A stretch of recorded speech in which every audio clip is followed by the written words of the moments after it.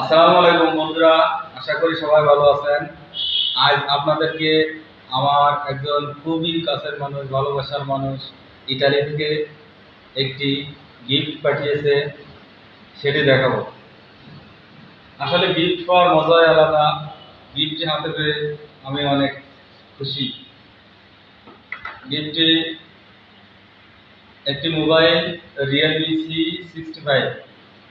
দেখতে পাচ্ছেন বক্সটি অনেক সুন্দর। দেখা যাক বক্সের ভিতর কি কি আছে।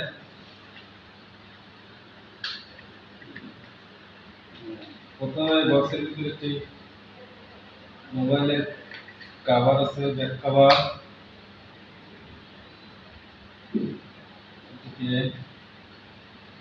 এই যে একটি কেবল আছে,